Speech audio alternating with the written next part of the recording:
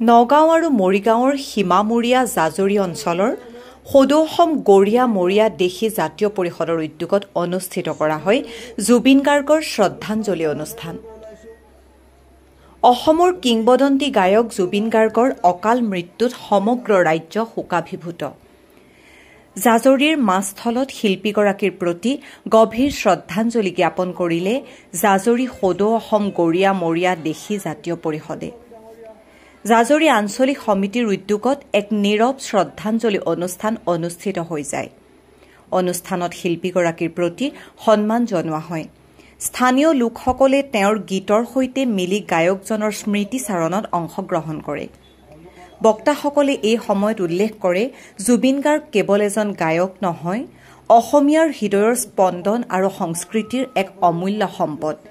তেওঁৰ সংগীত যুগ যুগ ধৰি আমাৰ হৃদয়ত অনুৰণিত হৈ থাকিব বুলি প্ৰকাশ কৰে।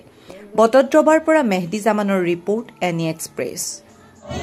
তেখেতে নিজক এজন মানুহ বুলি পৰিচয় দিছে।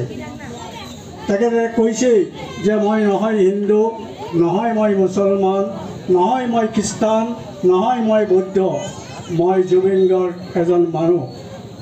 সৰু সৰু মানুহৰ লগত সম্পৰ্ক ৰক্ষা কৰি তেখেতে ডাঙৰ মানুহক যেনেদৰে সন্মান কৰিব লাগে সেই সন্মান দিবলৈ কুণ্ঠাবোধ নকৰে। তেখেতে যেতিয়া মঞ্চত থিয় হয় তেতিয়া থিয় হোৱাৰ লগে লগেই দৰ্শকৰ মন আনন্দত পুলকিত হয়।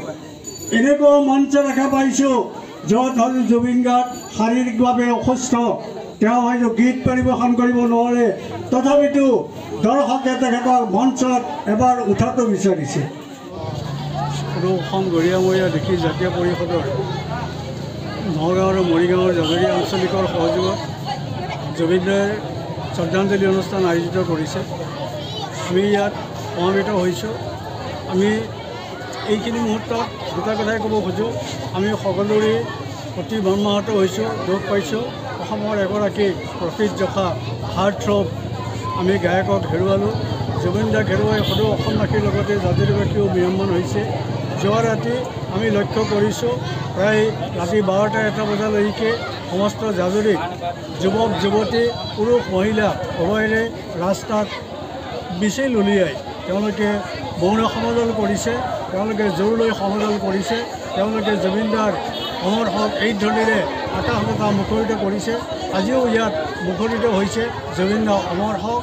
আমি সকলোৱে এটা আহ্বান এই জাজৰি এই অনুষ্ঠানৰ পৰা ৰাইজলৈ বিনম্ৰভাৱে অনুৰোধ জনাইছোঁ যে অহাকালি তেওঁৰ হ'বলগীয়া শেষকৃত্য সম্পন্ন হোৱাৰ আগলৈকে আমি যাতে আমাৰ আৱেগক বান্ধি ৰাখি আমি যে ধৈৰ্য সহকাৰে তেখেতৰ যাতে শান্তিপূৰ্ণভাৱে শেষ বিদায় দিব পাৰোঁ, তাৰ কাৰণে এই মঞ্চৰ পৰাই সকলোলৈকে আহ্বান জনাই মই মোৰ চমু কথাখিনি ইয়াতে